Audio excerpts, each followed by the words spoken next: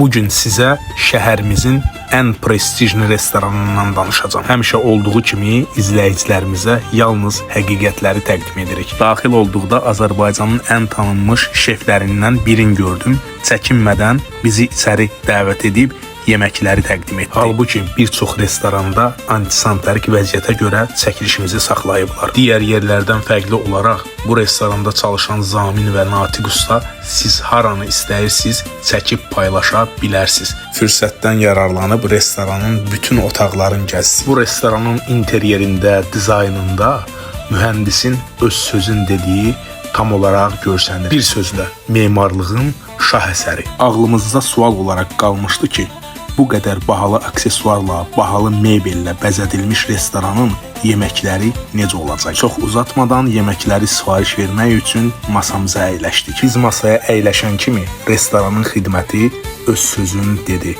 Tabaklar masanın üzərinə düzüldü. Restoranın menyusunda o qədər fərqli yeməklər var idi ki, yemək seçə bilməyib qərarsız qaldıq. Sonda Natiq ustadan bizim üçün fərqli bir yemək hazırlamasını istədik. Masanın üzərinə düzülən soyuq qəlyanaltılardan hiss olunurdu ki, biz artıq başqa bir dünyada. Bu restoranda xidmət göstərən ofisiantın mehribançılığı insana ayrı bir iştah verirdi. Əfsuslar olsun ki, sonda bəxşiş verməyi unudub getmişdik.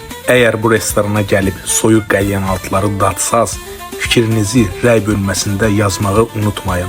Çünki mən öz fikrimi sözlərlə ifadə edə bilmədim. Bu cür yüksək səviyyəli xidmətin və münasib qiymətin olduğu restoranda insan öz narahatçılığını da deməyə çəkinir. Təbii ki, narahatçılığımız da oldu, onu da bildirəcəm. Məsəl üçün bu duzqabıdan duz gəlmirdi. Hələ dedim ki, şikayət edim. Bu anda masaya peşəkar Natiq şefin hazırladığı həmin fərqli yemək gəldi. Yeməyin görünüşünə, dadına söz ola bilməz. Nə deyim, bir əti bu qədər dadlı, təamlı, ləziz hala gətirən şeflərə halal olsun. Bu restoran dənizin altında gizli qalan mirvari kimidir. Düşünürəm ki, həmin mirvarini mən kəşf etmişəm.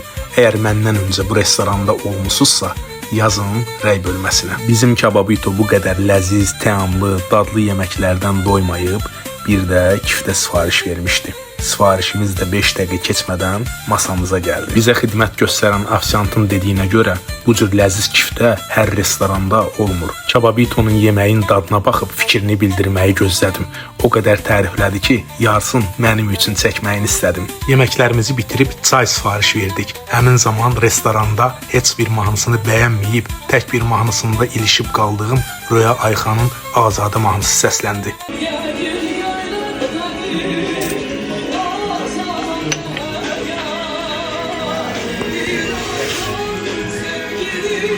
Sən bunun əhvalatını bilmirdin, mən sənə danışmaq istəyirdim bunu. Ağlanmaq duyğusu həyatda ən pis duyğudur, həqiqətən. Bax, bu Azadə var, bilirsən bunun əhvalatını. Röya Ayxan onun yazdığı mahnını oxuyub. Bilmirdim. O insan bağlanıb, Azadə. Oğlan sonra atıb gedib, o qədər hisslərlə qapılıb ki, o öldürüb onu. Bağlanmaq bilirsən necə bir şeydir? Mən sən necə bağlanmışam bu günlərə.